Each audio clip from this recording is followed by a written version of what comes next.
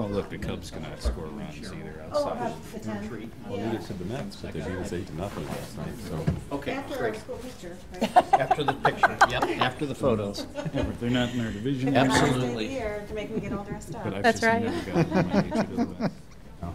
You'll see how far the Dodgers fall, because they don't play the West Division again until like the third week of August.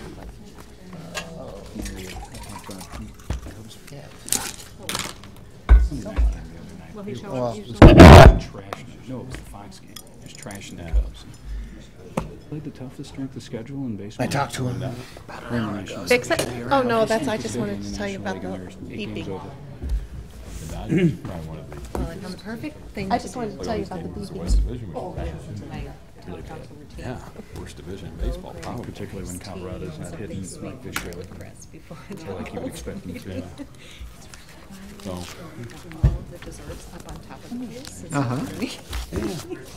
I guess it's better than my routine of going to Medici's, lining up shots of tequila. there you go. I might deviate some weeks and do that. Or maybe do that I afterwards. mean, Kathleen's. Makes council meetings much more pleasant. Everything else going good. You gonna be out at the Corn Brothers game for Pete Rose? Well, you know, I have tickets. It's Thirsty Thursday. I don't like going out on Thursdays. I don't need to be around. We might have some people for the park stuff. That's not. Well, somehow I Well, wound no, up I'm talking For us. of our group. emceeing the whole Pete Rose thing. Oh, really? I got asked, and Kevin, well, Scott, I and kind of Cheryl. tongue-in-cheek mentioned That's right, because it's Victor Day. the stunts. Where is everybody? But I do, and then Senator told Mallet, and Yeah. that's what they're doing. So they asked me to MC, but I'll be out there at 4:30 to meet with Pete. How do I take a show out your family? I'm like, no, my daughter's playing the game, and my other family. Yeah. I'm going to watch one half inning, and I'm going to be on the road. And Thursday is just going to contribute. Right, right. So did you get a new phone? Just going to expedite things for I me. got my old phone. Yeah, I figured Temporarily. I'd probably just do this in I'll advance. have to show you what I I did. did interview Pete once. He was here for some thing back in the 70s. Slammed in the car door. At the You know, And it that wasn't on time you them had to actually be so. sports Because I was getting out. 70, I was part-time and starting in the fall of 70. Closing the door. Went full-time about a year and a half later, and I worked there. You were going to do your hands I instead. would work. maybe. Yeah, be in my hand. Better But, this than So you'd had enough. I Yeah. but It's a close second. close. made a grammatical error. I dropped mine, and My I had, first this was a sentence couple months ago, and I hit had Duffy dropped it Bass many, many Point. times face down. Years later, This when particular the Sister one, Cities I Committee did some kind of a pancaked Duffy it. Bass tribute Picked it up, and I was like, oh. And it was as a fundraiser, sort of shards of glass then, because I didn't have they emceed that event, and on it, and so I lived with I was able to use that, the fact that Duffy not never only mind, was a I'll great pay them. baseball coach and a I good was due friend, for but he also is a grammarian, and most of you probably didn't realize that. Well, Duffy was Okay, But I wrote, he was an expert at many things. well, my guess is it was probably Helen. I wrote, Pete Rose did not We gave you all sorts of treats. We gave you all sorts of treats. This is fun. Were you there? not Oh, He's a- yep, no. wonderful. you know, Oh, Sandy, thank by whatever, blah, blah, blah, was right in my lead. And I'll always remember that, because Duffy's the one who corrected me on it. You know, with Cuba being in the news with the embassy opening, I have a picture of me and Duffy together, just the two of us, in front of that building, the Cuban embassy, in the special interest section, because I was on that trip, that baseball trip in 2000. It's just me and Duffy in front of that. So I was thinking about him just the other day because of that. He called me Danville. That was my nickname. What's going on there, Danville? Here. Kevin, here. Watch the in prepositions. Oh, that's Preston. I'm going to throw this off. Where in Germany? This morning, Holly Reynolds shooting. All she was talking about was this Parks and Rec thing, and of course, she asked football people, do we have insurance or aquatic facilities? We're going to She asked you that question. Austria, Germany, and Switzerland. No, that's not here. Preston. I'm sitting in the wrong They're spot. tourism.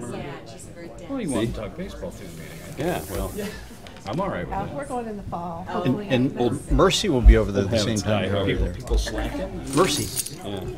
Yeah, she's leaving next week or next Monday. Have a meeting. I don't know. Have to ask her. Where are you going? Are you going to be in Germany? You. The girl with the ponytail. Mercy. He said, are you going to be in Germany?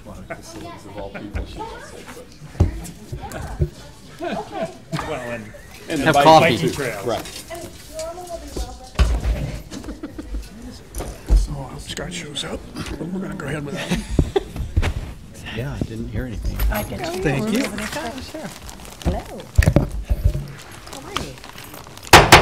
Call to order a regular meeting for the Normal Town Council for July 6, 2015. Please call the roll. Mayor Kus? Here. Mr. Fritzen? Here. Preston is here. Mr. McBride? Here. Mrs. Lorenz? Here. Mr. McCarthy? Here. And Ms. Gaines is here.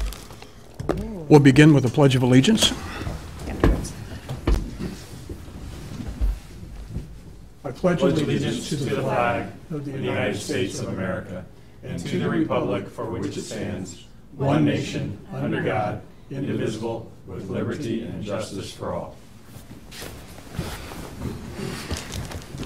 We begin with an omnibus agenda, and these are items that are considered routine and will be handled by one vote unless a council member would like to pull an item for discussion. And I would like to be excused on voting on any bills I may have incurred my duties as mayor. Mr. Fritzen? I'd ask to be excused from voting on the Bloomington offset bill and on items E and F, and I'd like to pull item G, please. Item G. G, yes.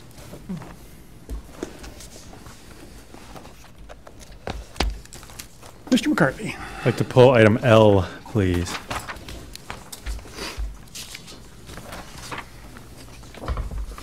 Motion for approval, please. Move approval. Second. Please call, before we call the roll, change in routine here. Items we're considering tonight are approval of the minutes of the regular meeting of June 15th, 2015, and approval of town of normal expenditures for payment as of July 1st, 2015. We have a motion to approve recommended Harmon Arts Grants Awards. We have a resolution waiving the formal bid process and authorizing the purchase of a new pickup truck for the fire department. We have a resolution accepting the low bid and awarding a contract to Boppe of Bloomington, Illinois, for the printing of the Parks and Recreation Department's fall, winter, spring, and summer program guides in the amount of $23,061.34 for a 48-page brochure and $25,694.32 for a 52-page brochure. We have a resolution accepting the low bid and awarding a contract to Boppe of Bloomington, Illinois for the printing of the Children's Discovery Museum quarterly newsletters and annual camps guides in the amount of $8,865.45. We have a resolution waiving the formal bid process and authorizing an agreement with Hess Caulking and Restoration Incorporated, and that's for application of waterproofing in selected areas of the Uptown Station and Beaufort Street parking decks in an amount not to exceed $95,000. I have a resolution authorizing the city manager to enter into an agreement with Apprise Technology for the acquisition of a benefits administration system and for an associated budget adjustment on that item. We have a resolution authorizing a contract with Schaumburg and Schaumburg Construction in the amount of $106,880.80 for furnishing and installing fiberglass enclosure buildings at the Mercy Creek and Trails at Sunset Lake sanitary sewer lift stations. A resolution authorizing a license agreement with OHM OMFIT Activewear LLC for operation of a retail boutique at 102 West North Street in Uptown Normal. We have a resolution authorizing the execution of a pipeline crossing agreement with the Union Pacific Railroad for storm sewer crossing located at a railroad milepost 123.4. I know you all know where that is, and east of the Fort Jesse Road crossing. A resolution authorizing a pipeline crossing agreement with the Union Pacific Railroad for the replacement of a sanitary sewer line at Railroad Milepost 123.9, that's just a little over by 124.3, near the College Avenue Road crossing. Please call the roll. Mr. Fritzen? Aye. Mr. Preston? Aye. Mr. McBride? Aye. Mrs. Lorenz? Aye. Mr. McCarthy? Aye. Ms. Gaines? Aye. Mayor Kus? We have two items for discussion. The first is a resolution rejecting bids for the construction of the Constitution Trail extension from Shepherd Road to Rab Road between Eagles Landing subdivision and the Grove Elementary School. Mr. Fritzen. Move the approval of the staff recommendation. Thank you. Mr. Fritzen. The question I have, I guess, relates to how things would go forward should the powers that be arrive at a budget solution in Springfield and these funds become available. Does it go back out for bid since we reject this one? I assume it does, and we only had one bidder this time. I don't know if staff has a feeling for the reason for that, and I guess the question I would have is, would we be better served to accept the bid with the contingency that no further work would be done and the project would not go forward until such time as the funds are available through the state, which my thinking is, for suggesting that or asking if that's an option, is that then we wouldn't have to delay by going out through the bid process again if, you know, if the bid is good for 90 days and within 90 days the state comes to an agreement and releases the funds, then boom, we can go. So that's just kind of the question I have. Certainly, that is an option to go ahead and award the bid with that contingency that if the funds are not available, the project wouldn't go forward. Certainly, and you observed, it wouldn't be fair to the contractor to ask them to hold their numbers beyond 90 days. That's standard. I'm frankly not that optimistic that the funds will be released within 90 days, even if there is a resolution on the state budget. I don't know that they will be released that quickly. It's possible, but I don't know that for a fact. And the other thing, we got one bid. It was well above the engineer's estimate. We were disappointed that a couple of our usual bidders on this project, for whatever reason, did not bid. And we were a little bit surprised we only got one bid, and it clearly was not a very competitive number. So candidly, if we had received a really competitive bid on this project, we might have tried to go ahead and get it done now because it really is an important stretch of trail and one that I think people have been waiting on a long time. But given the fact that our funding source has at least temporarily gone away and the bid was substantially higher than the engineer's estimate, we felt we probably should reject this time. It doesn't take that much time to remobilize and rebid the project. All that work has been done. And certainly this particular contractor could bid it fairly quickly because they've done their work.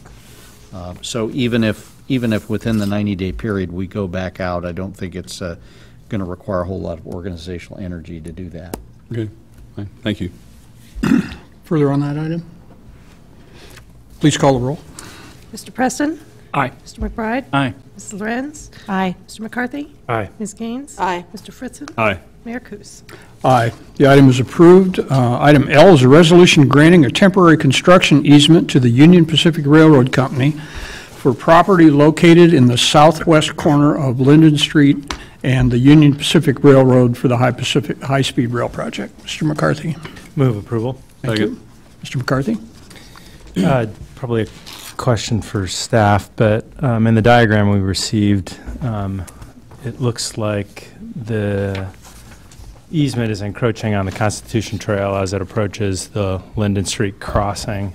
I'm wondering if that's the case and if we've make accommodations if they do overlap the trail. I don't think it actually encroaches, but very close. Yeah, Okay. and we did, when we were talking about this easement with the project team, Gene Brown and I sat down with the project managers and other staff, contractor representatives for the project, and expressed our concern about the trail And frankly, you know, if there's safety conditions warrant that we shut the trail down, we said, well, we'll have to talk about that, but let us know, you know, a couple days in advance, as we've done in the past, if we have to do that. And then there's also, you know, parking issues in that area, and we expect the contractor will even spill out farther than this with vehicles and things like that. And we said, to get you guys in and out of there, you know, that's okay, but let us know what you're doing and give us some warnings. So again, if there's a safety issue or another reason to shut the trail down for a short period of time, we'll work with the contractor and may want to do that, yeah. Building on that, I was assuming that that might be the answer. Have we thought about reroutes, alternatives, ideas? We've Take them done, over yeah, if you Broadway recall, or- when we did the Uptown plan, we've done some reroutes, you know, provided mapping for suggested routes, you know, for folks that are on the trail. So that's a possibility. Broadway would certainly be an Broadway, yeah. option. Yeah, that might be one of the best options temporarily to go Right. Broadway. So what we did before was you put a map up at the, you know, up near the circle, north of the circle, then a map at the trail, just kind of redirecting the trail user. Great. Thank you. Further discussion on this item? Please call the roll. Mr. McBride? Aye. Mrs. Lorenz? Aye. Mr. McCarthy? Aye. Ms. Gaines? Aye. Mr. Fritzen? Aye. Mr. Preston? Aye. Mayor Kus? Aye. That completes our omnibus agenda. We have one item of general orders tonight, and that is a resolution conditionally and approving an amended site plan for 1430 Fort Jesse Road. That's the Suds Business Park property. Motion for approval? Move approval. Thank you. Is it Mr. Fritzen? I have a question regarding the lighting on this sign. It might have been in the report, but I missed it if it was. How will it be lit?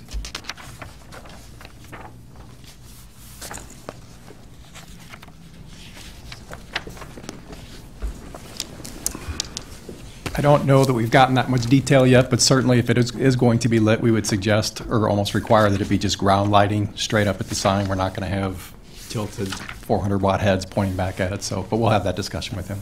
Yeah, from the looks of the evidently the preferred design, that's what I assumed, but I didn't want to assume that because internally lit obviously are usually a bit obtrusive. Yeah, with the based resident. on the architecture of the sign, I don't think it's going to be I think it's going to be like a wood etched type Right. sign between the brick pillars, so it doesn't provide itself the opportunity to be backlit. Thank you. Further discussion on this item? Please call the roll. Mrs. Lorenz? Aye. Mr. McCarthy? Aye. Ms. Gaines? Aye. Mr. Fritzen? Aye. Mr. Preston? Aye. Mr. McBride? Aye. Mayor Kus? Aye. One item of new business, presentation of the Parks and Recreation Master Plan by Hitchcock Design Group. I think it's appropriate at this time to point out that Alderman Jim Freund from Bloomington is here this evening to join us and quite interested in hearing about this plan, so welcome, Jim. Thank you. Mr. Mayor, just as to kick off, Bill Inman is here with Hitchcock Design Group. It's been almost a year since we launched this, what is essentially an update of our previous master plan, but I do want to credit Bill and his team. They really did an extremely thorough job, lots of public input along the way, and it's a very ambitious plan, but I think one that's exciting. I mean, he's survived 2 directors now. Yes. Gary just couldn't handle it, left, and Chris is chomping at the bit to get going. But there's certainly a lot of meat to this plan, and I think it's, like I say, it's ambitious but appropriate. After this presentation tonight by Bill and discussion that you may have, we think it's appropriate to let not only the council but the community have an opportunity to study the plan and to consider it and for you all to receive input. We will come back to you probably in a couple of weeks, longer if necessary, for you to take action to formally adopt the plan. No. And as part of that, staff will provide council with some of our thoughts on implementation priorities and strategies. There's certainly some things in here that we will plan to move relatively quickly on, others that are much longer term, that have, pretty significant funding questions and issues to deal with. So this is kind of a starting point for your review tonight, and you'll have other opportunities to discuss the details of the plan and to provide staff input on where you want us to move and how quickly, and we will certainly ask your thoughts on, in some cases, funding obligations that will be required to undertake some of the more ambitious elements of the plan. So it's all yours. Thank you very much, Mr. Peterson. Again, my name is Bill Inman. I'm the Principal and Senior Vice President of Hitchcock Design Group, and I manage our internal recreation planning and design studio. It's been a pleasure working with you and your Parks and Recreation staff throughout this process. It has been almost a year at this point. Your community was very engaged in the process, and we feel we have a solid set of strategies outlined. At this point, you're exactly right. Now it's time to figure out how are we going to get these accomplished, and what resources are we going to make available for that. So what we've been asked to do tonight is basically give you a general overview of the action plan. So to present 1 year's worth of materials in 10 minutes is, I can talk really fast, but it's probably best that I keep it at a relatively high level tonight. And then, as your city manager mentioned, to route any comments that you have back to him and your new Parks and Recreation Director. So with that, I believe you've seen this graphic before. The last time we were before you, we basically had a 6-step path that we followed as we moved through the process. Assess and connect are really about understanding the planning sciences as relates to your program services and assets, and of course connect is engaging your community in a needs assessment process. Envision was an alternative strategy phase in which we put everything out on the table and said, here are the opportunities we believe that you have available to you based on the information we've collected so far. Prioritization came from that. We were back in front of council to show you how that draft came together, and the plan itself in draft form has been delivered. It's of sufficient weight that you can see that there was a lot of process put to it. On page 248 is where the action plan starts. Now will be the focus of our discussion here this evening. The community was, in fact, a big part of where we ended up in the process, where we had extensive discussions with existing staff, initial council workshop, and a follow-on community meetings. Community meetings are kind of hit and miss. They're sometimes difficult to get people to show up at, but for both of the sessions that we held, we had quite a few attendees, and they were very engaged in the process.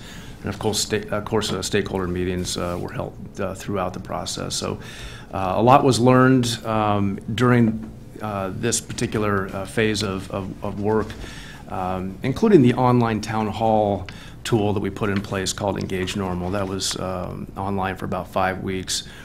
We had hundreds of people participate in that, and we've got some results we can show you there.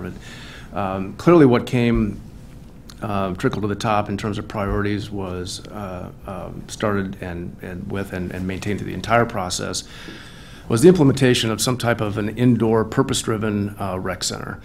Now, in terms of what might be in this rec center, that's not completely fleshed out in this comp plan at this point, but something that the town would have control over, managing and creating priorities for usage of, certainly was present during many of our discussions. The Constitution Trail and its value to the community, there was no shortage of conversations about that, and of course the soccer complex and what to do about the retirement of that asset was front and center in many of our meetings. Fiscal responsibility came up time and time again as well, which is certainly not to say mastery of the obvious, but certainly a concern of your community that we live within our means. Engage Normal, which was the online town meeting, the general consensus of those results can be summarized as are on the slide in front of you, which were the soccer and the sports complex and the follow-on athletic programs that and youth and adult that would come with that. The purpose-driven indoor recreation and aquatic facility, and then as a close partner to that, passive recreation and natural areas back into your other park assets throughout the community.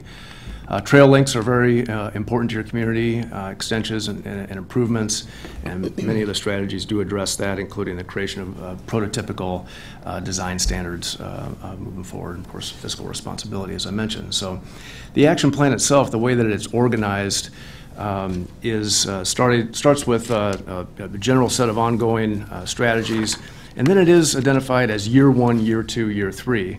Now that basically is our packages of assembled chronological strategies that have objectives tied to them. Will you accomplish them in a year? Perhaps we can talk about the semantics of labeling them year 1, year 2, year 3. Maybe it might be batch 1, batch 2, or near-term priorities and longer-term priorities. The charge in the beginning was to come up with a 5-year plan. So for purposes of that, that's how it is structured right now. Just want to be clear about that, the obligation isn't necessarily tied to 2015, 2016. Maybe just a matter of semantics. But the ongoing strategies, as listed in the plan, really begin with adjusting, having an action plan that is amendable and adjustable. Attainability is very big with our team, that this is going to go as fast as possibly attainable. And revisiting this every year is clearly important.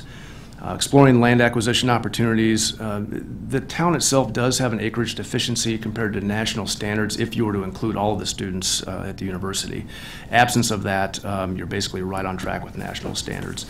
But based on the conversations with perhaps a new sports complex or soccer complex, the discussion of land acquisition was front and center, and remaining flexible to those types of opportunities does exist within your plan.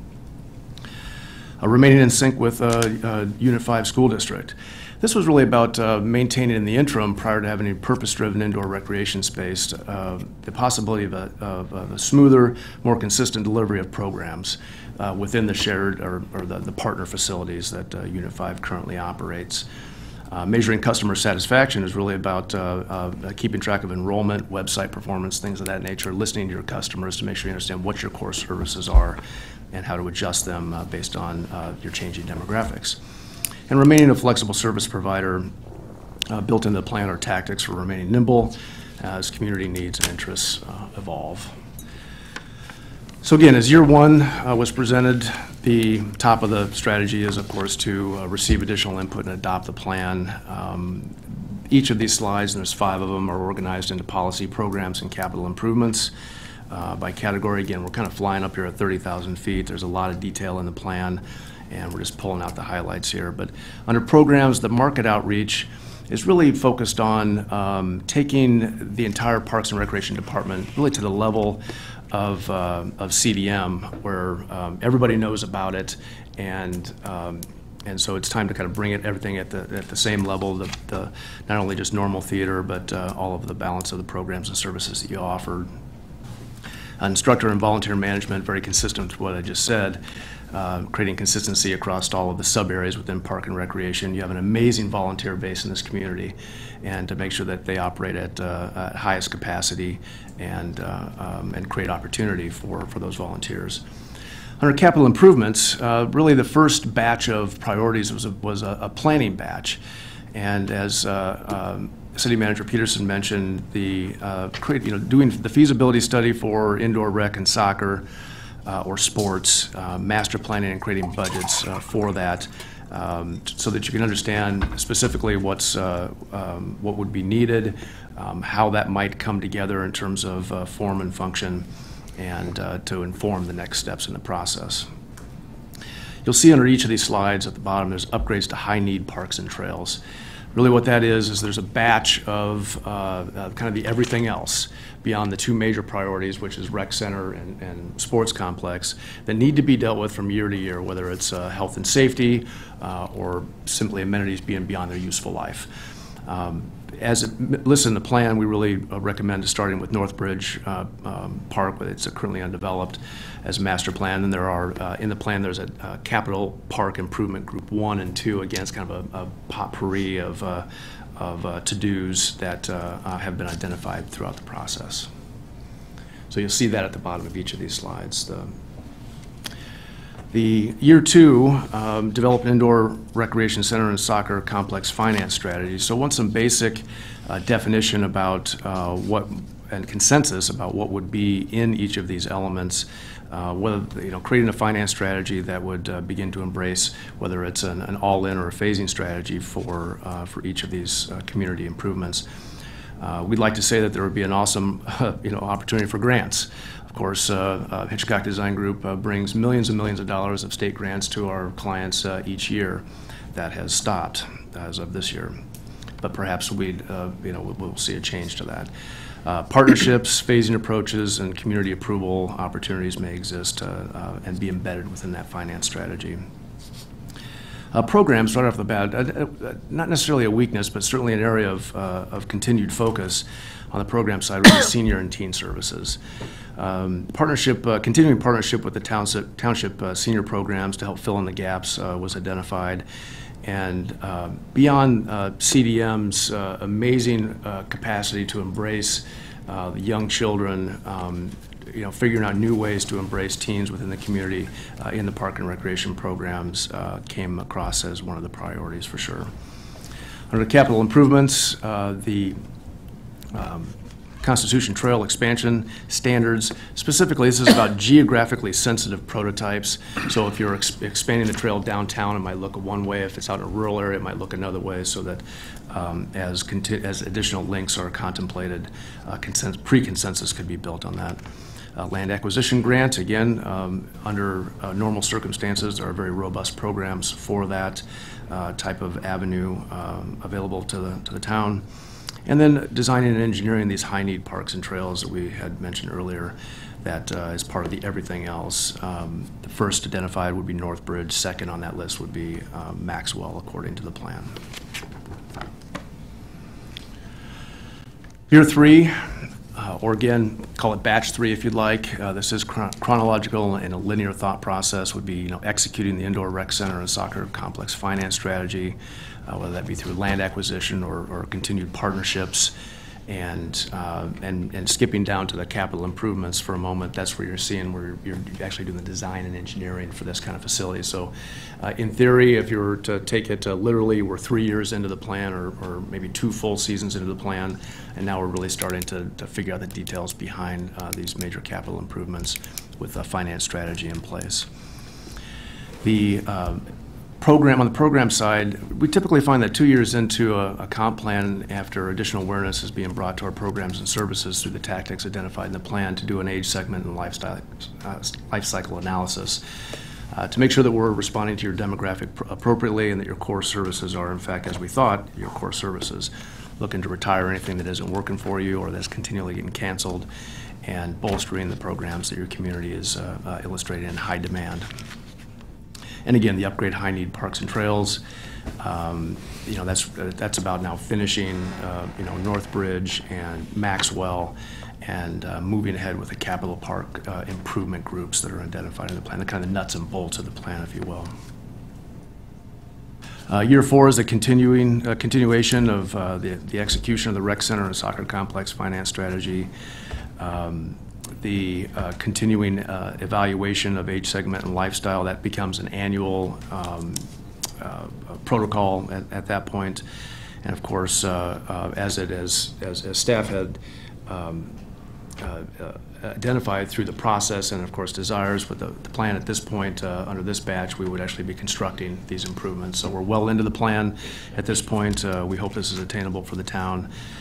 It's not something that we typically do, say, hey, we hope this is attainable for you. At this point, the results of the first year really dictate the amendments to the action plan every year after that. That's why we believe in an annual update of this action plan.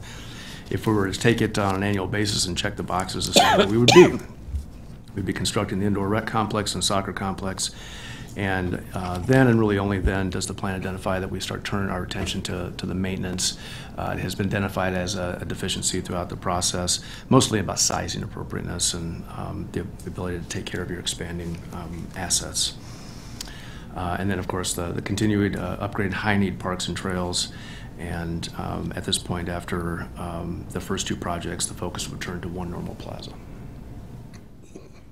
In the final part of the action plan, under identified as year 5, is to turn back to your community. And we recommend this every 5 years to redo the needs assessment and interest survey of your community, to ask them really how they think the Park and Rec Department is doing and if there's any adjustments that need to be made to the plan.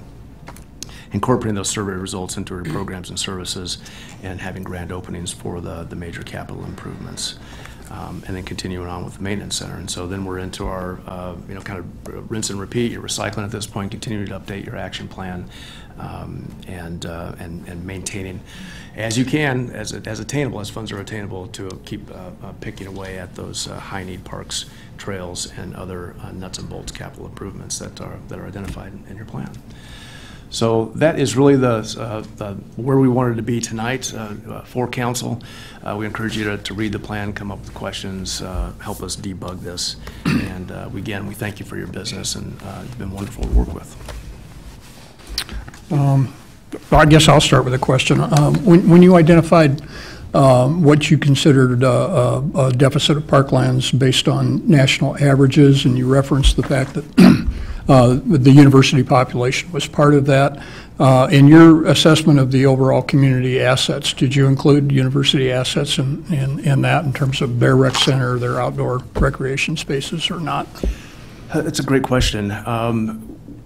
We need to focus first and foremost on municipal owned and managed systems, and then as a secondary plan activity or plan strategy, if you will, we always look at what are other opportunities available to your customers. We do understand that not all university assets are available to your customer base. So therefore, while they are amazing assets by their own rights, they were not factored into that calculation that we mentioned in the beginning. So really focusing on maximum across the board availability for your residents. Thank you. Other questions? There's a lot in this document. Yeah. It's incredible. Just to comment, that was a great overview.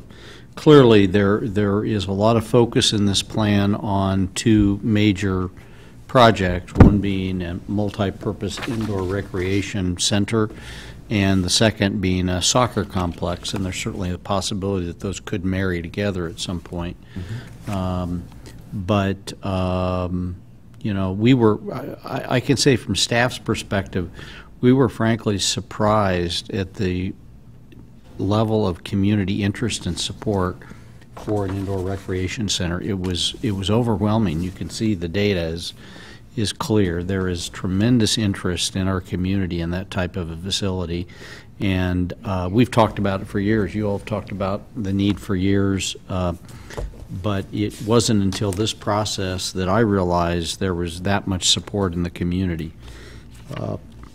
And it's pretty broad. It's not just one segment. It was a broad support among age groups and walks of life and so forth. And but that, of course, is a challenging facility. Very expensive to do it right. Not only to construct it, but then you got to operate it. It requires a lot of staff, so it will require a lot of planning, and that's built into this process. A lot of feasibility and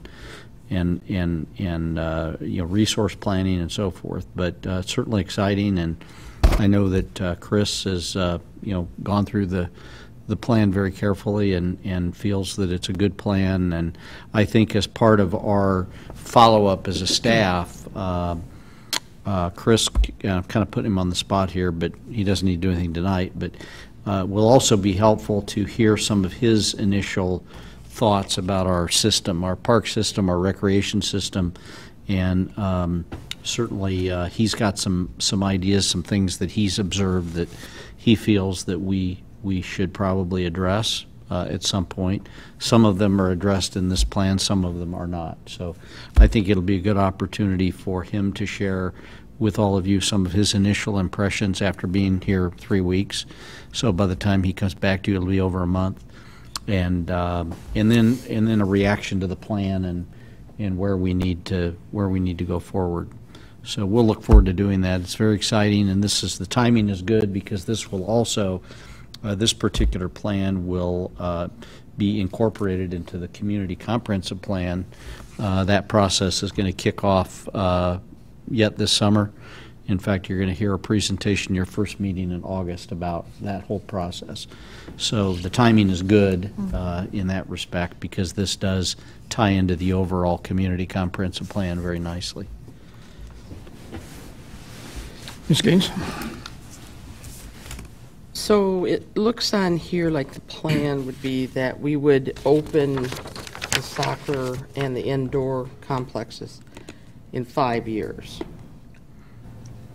as a guide here right now. Sure. So my question has been, you know, there's been this call that's so almost an emergency, quote unquote, because the soccer fields are going to have to close. And do we? Is there 5 years left for those? No, 2. 2. Yeah, so with soccer, we'd really want to move more expeditiously than even this plan, and this is a pretty aggressive plan. Right. But we would need to move more quickly than the plan calls for with respect to soccer complex, acquiring property, you know, identifying funding, construction, all those things.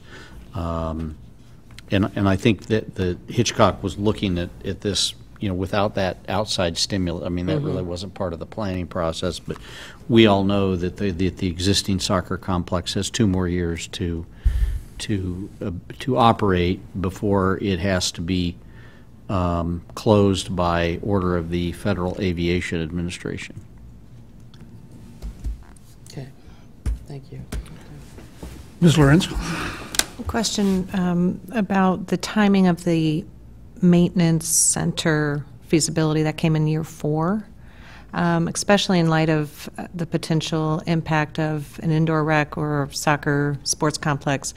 What's your rationale for pushing that out to the 4th year as opposed to earlier on in light of those large projects coming online? Great question, and I would say that it lies first and foremost by the attitude and capability of your maintenance staff, which is really excellent. And they were part of this process with us. And secondly, when you're developing large capital improvements like a rec center or an outdoor sports complex, it would be common to have satellite type facilities that get attached with them for site-specific types of maintenance.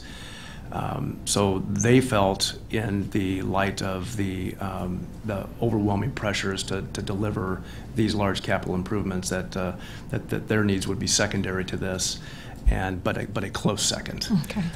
So great question, and best we can say is that was mostly staff-led. Okay. Mr. Fritzen? Obviously, a lot here to go through, and haven't had a chance to get into the meat of this much, but I guess because the summary does highlight the indoor rec center and the soccer complex, a couple questions related to that. Do you have a sense of what drove the community interest in an indoor facility? Is it that because we have indoor spaces now, but they're shared typically. That's where the Unit 5 school district comes into play a lot, and is it somewhat that people desire a centralized location where maybe a family can come and a couple different people can participate simultaneously? You're thinking, what are some of the drivers of a desire for an indoor facility? Yeah, that's a great question. In the alternative strategies portion of the plan, the way that we put that together is we develop a spreadsheet that allows you to connect the dots between the planning study, the community input, and the actual strategy. So I would have to go back to that and read that to you, but from my memory, really what the community was looking for was access to high-quality indoor recreation that was purpose-driven and designed for the specific activities that were being undertaken within the facilities, as opposed to a repurposed facility or shared facilities. Clearly there was a lot of discussion about what the university had and the relative, as we understand, lack of access to a facility of that caliber. And the community has a great desire for that type of facility. Whether it looks like that or feels like that doesn't come through in a plan like this, but in terms of the level of quality, that was quite clear from the results of Engage Normal in the community meetings. So those are some things I could point to. Or in your experience, are facilities like that highly subsidized, or do they, I'm sure they don't probably become an enterprise type facility because of the cost of a membership or something like that to a public facility. There's, that's difficult to reconcile that sometimes. But how for operational expenses and things like that, is there typically a charge for usage and whatever's, we have that on our pools and whatever now, but it's obviously not a high enough charge that covers all those costs. So we do subsidize. Great question, and it's really across the board from community to community. This is a very policy-driven discussion. Cost recovery is really lies with department heads and elected officials to determine what's right for their community. We have seen models that are nearly 100% subsidized, and we've seen models that are over 100% recovered through cost recovery systems that is mandated. Carmel, Indiana being one of those examples. An indoor fitness facility, or is typically the beating heart of a facility like this, and so you're right, memberships come with that. Finding where the level of quality, the offerings fit within your community and the private sector is a real important part of the design process. And many communities look at this as being a complementary type of an improvement as opposed to a competing type of improvement. So lots of questions to ask during that design process. I guess on soccer, I would ask, this is something we've been discussing now ever since we became aware that the FAA is going to force the current facility to close eventually. And there's been discussion in the community about some other approaches to this, but obviously it's a community-wide program. It's not a town program. It's not a city program. The recreational program, has its own organizational structure that's not provided through either of the Parks and Rec departments locally, and yet there's always been a cooperative spirit, and especially in the past, prior to the complex we currently have. The recreational games were played on, publicly owned properties in our parks and whatever. So we've always had a hand in it. So I guess, you're obviously the plan here identifies the need and sets a schedule. And there's, like I said, there's probably more detail in here that I haven't read yet. But given that it's a community-wide activity, what are your feelings there? What did you find there among those who gave you input, and as you evaluated our situation, what are what level of expectation is there upon the communities to provide this, and what level of expectation upon the organization or the club type sports to be part of this? How do you see that coming together? Yeah, it's somewhat difficult because those who are advocates for sports programs are very passionate about this topic. And so we had many participants in the process that illustrated that fact. The facts, as they are, illustrate a program that is very large for your population base and growing. And so whereas you can point to national standards as it relates to baseball, for example, you'll see a decline. We all know about golf, that's in decline. Lacrosse, sharply on the rise on a percentage basis. But your soccer program is incredibly strong. So the planning team looked at that as, does this affect a large majority of your community? And the answer was resoundingly yes. When discussing with the leaders of the various organizations, well, what would you do if this didn't happen? They were really quite calm about it and said, well, we would have to find another way. And so that means back into the parks, back into the existing assets, and really going about their day and your day quite differently. That may be an interim process, and the plan contemplated that as a result of sort of the linear nature of moving lots of these initiatives ahead at the same time. So those would be the things that stick out to us. Jeff, let me offer just a couple thoughts Chris and I have talked about. And I guess in terms of soccer, we would probably envision an approach similar to Champion Fields, where there are maybe other groups that are programming that space, like BNGSA, Bloomington Rural Girls Softball Association. But there may be some of our rec staff may do some programming there. But at the end of the day, there needs to understand everybody's got to pay something. I think a cost recovery on a soccer facility, 50% is not out of line. I think you can still be very competitive with your fees, and it can still be accessible.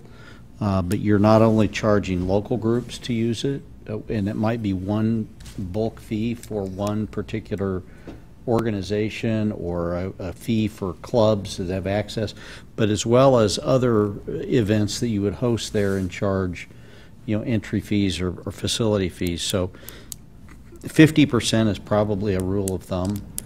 On a soccer complex, depending on size, I mean, we're probably talking a annual operating budget of at least $500,000 to maintain it, because it's a huge.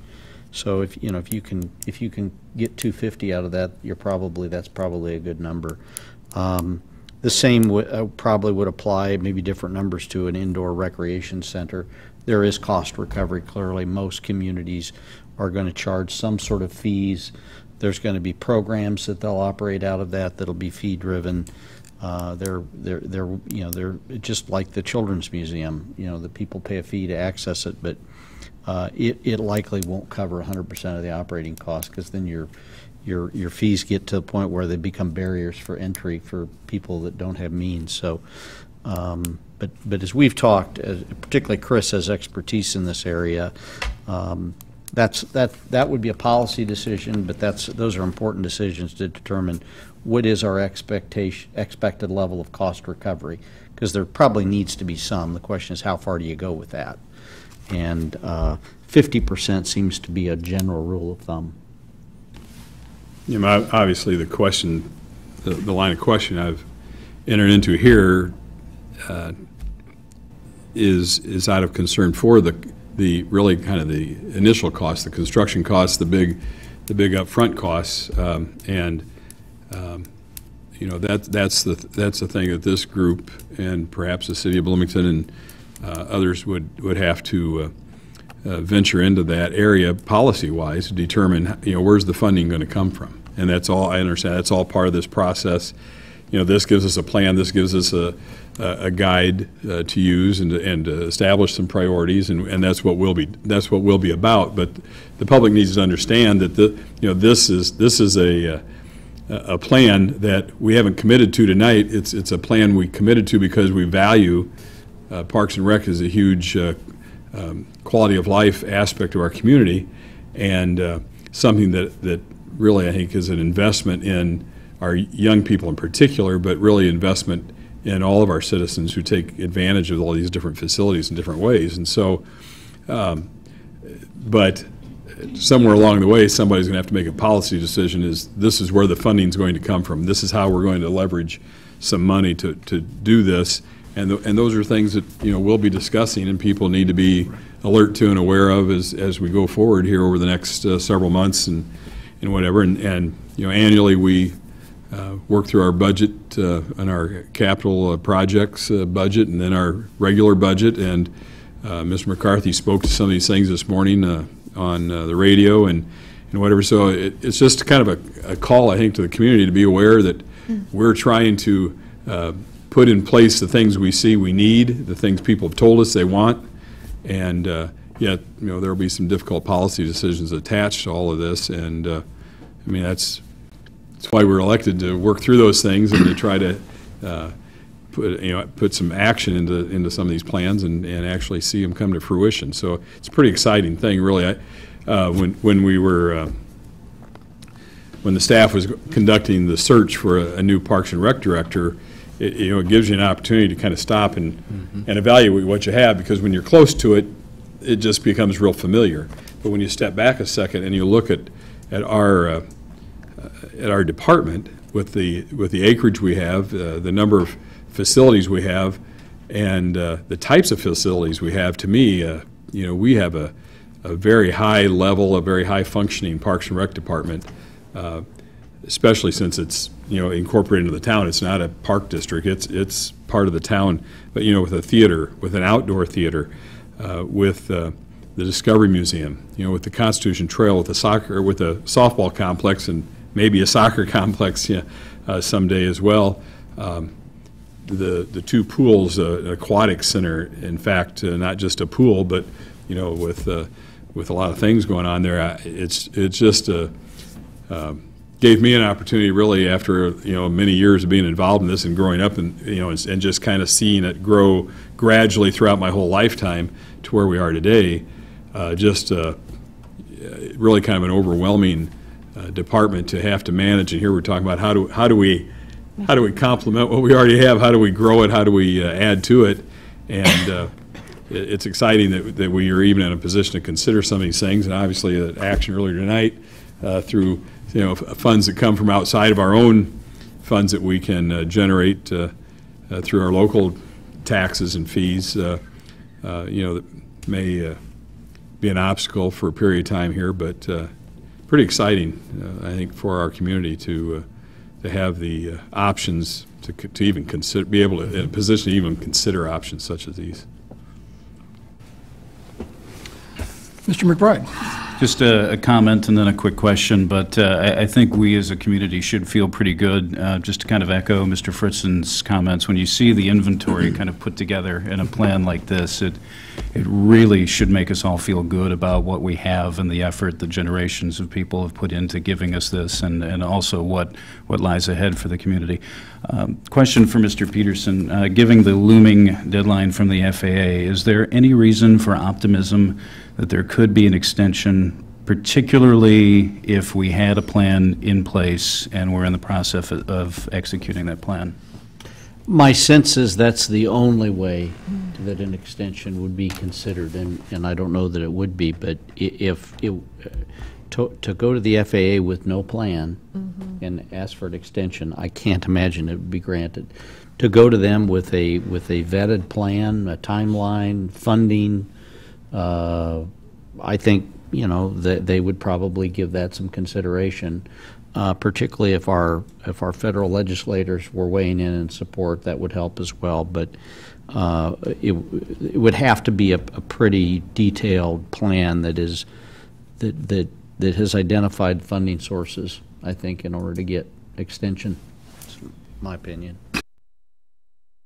Clearly, there's obviously a need, and I think there's clearly a demand. It would just be nice to not be quite so rushed with implementation moving forward. Well, and to be candid, if somebody gave us a piece of property tonight, they walked out of the audience and gave us 100 acres, and the funding to build it, I don't think we could be ready in 2 years, even if we moved that quickly. So it's just 2 years at this point, unfortunately, is probably not practical. Can't be done in 2 years, even if all these decisions were made tonight.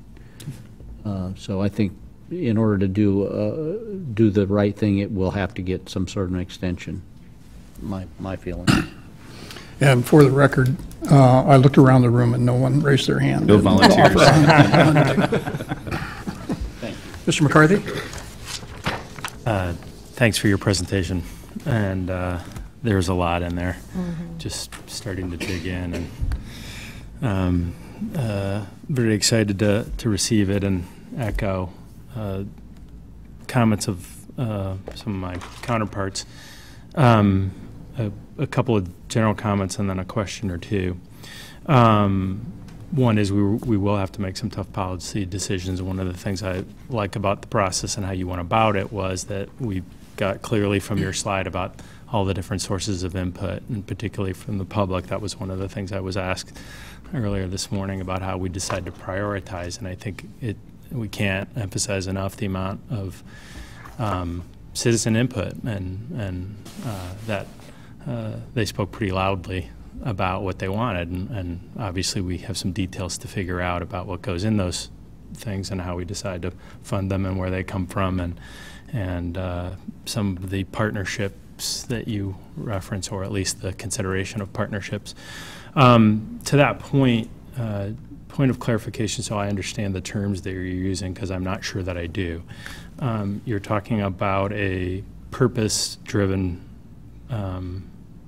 facility. I presume you were meaning the indoor recreation facility. That's correct. And so you also alluded to the challenges of sharing in a purpose-driven facility. Did I understand that right, or did I misunderstand? It became quite evident in the process that the delivery of the Park and Recreation Department's programs and services through shared facilities does not result in consistent, smooth delivery of those programs and services.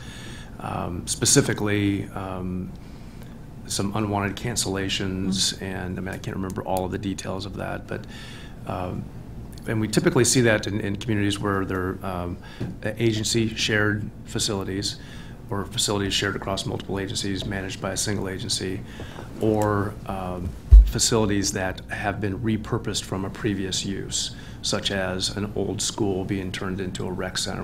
We see that quite commonly throughout Northeast Illinois. And so the purpose-driven label to that is that a facility that is designed for a specific use, whatever that may be. There may be multi-purpose rooms, there may be fitness center, courts, indoor turf, whatever the list of amenities is. It's designed for that purpose, specifically for that community. Okay. So your experience tells you that building something specifically for what we're looking for is probably the preferred ideal, but depending on what our needs are, may or may not be what we are able to do. Did I roughly get that right? Yeah, absolutely. That's 100% right. That and again, to reiterate what a couple of other council members have said, your community appreciates and enjoys the fact that certain improvements are part of your fabric. Whether they know they're yours or not to manage, they know that they're part of their community and they add value. There was within the community input process, there was clearly a void for the indoor use as it relates to health and wellness, which would be specifically delivered by this kind of facility. Gotcha. I don't know the terms of our ongoing agreement, but hopefully also that we can leverage your insight and experience with funding models and partnership models as we go forward to consider how we do it, because obviously the township is acting in a facility in some way, and I know the city of Bloomington is considering options as well, and groups like the YMCA and the Boys and Girls Club are considering options in the community as we speak and doing planning, and so insight into how those things work well from your experience I think would help us a lot, and so hopefully we can leverage that stuff going forward. Thank you. Good. You're welcome.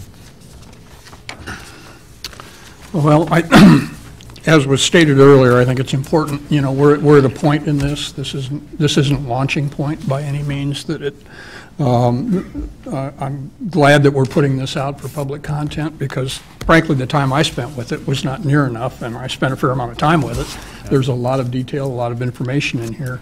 Mark, do you want to comment on how we're going to do that, how that's going to be available? Well, we're going to, this report will be posted on our website tomorrow.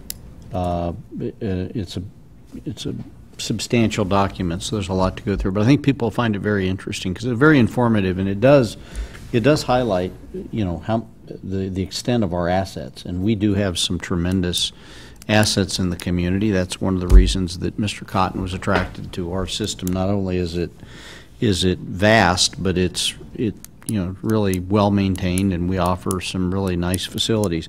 That being said, shortly after Chris got here, he shared with me he was somewhat astonished by our lack of indoor facilities for programming. So it is clearly a fairly glaring weakness in our system.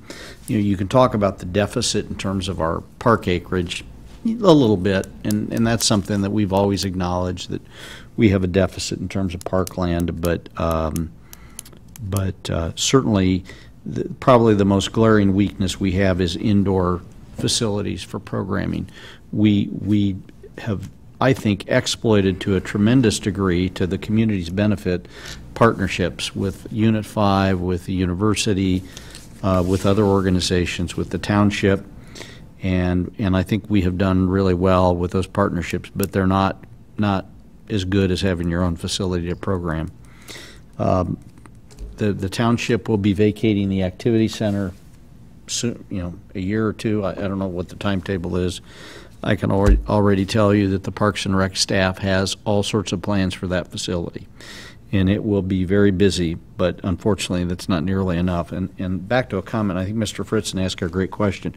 Why this interest in an indoor community recreation facility? And just looking, and I haven't looked at the details, but a lot of it was just a tremendous interest in health and fitness across the community. All ages. There's just a real interest in health and fitness, and certainly in certain times of the year, it's difficult to find indoor spaces in order to exercise and to engage in your favorite fitness activity. So I think that the combination of just the clear lack of space, indoor space for programming, coupled with this, growing interest in health and fitness, has driven people to say, this is something we need as a community, an indoor facility. So, but Mayor, back to your point, so we will put this on the website, and certainly we'll have an email address on there to invite public comment. And certainly, I'm sure all of you are going to, we'll get calls and letters and emails as well. And we will, as those comments come in, we'll get those out to the council so you're aware of them, and probably come back to you probably in 30 days to have another discussion we'll have Chris sit up there, and he can tell you, I mean, he's got thoughts on a lot of these things, and begin to talk through the plan, and ultimately we'd hope that you would adopt the plan. That doesn't mean that you're committing to doing everything in the plan, but it means we're comfortable with what it says. We're generally moving forward. I think the sequencing probably is going to need some massaging, my guess, but it's a good starting point. Mr. Inman, thank you. Thank you. Very, very helpful. We'll look forward to continuing this process with you. Sounds good. Enjoy your evening. Before a motion for adjournment, are there concerns or comments? Motion for adjournment, please. Just go ahead, Cheryl. I was going to wish the mayor a happy birthday. It's tomorrow. Thank you. Come on. Thank you. Reminder, this weekend, big weekend in Uptown Normal, Sugar Creek Arts Festival. So it's going to be, Joe Tully has already got it taken care of, 80 degrees and sunny the entire, and Crystal Howard's right behind him, and she's also made a call. And she's the guru of visitors, so she's going to. And is it Fell Fest? Is that this weekend too, or is that? No, 25th. 25th. Okay, I wanted to. That's a part of the 150 celebration. It's a celebration in Fell Park. That's another one coming up that you don't want to miss. But Sugar Creek this weekend should be great. Motion for adjournment. Second. Please call the roll. Mr. McCarthy? Aye. Ms. Gaines? Aye. Mr. Fritzen? Aye. Mr. Preston? Aye. Mr. McBride? Aye. Mrs. Lorenz? Aye. Mayor Kus? Aye. We're adjourned. Thank you. Heather, we're next door. Right here first. Picture session. Today. And then Cheryl, if I can see you and Kathleen when you're done with your pictures. Because the ladies are going to be at Good idea.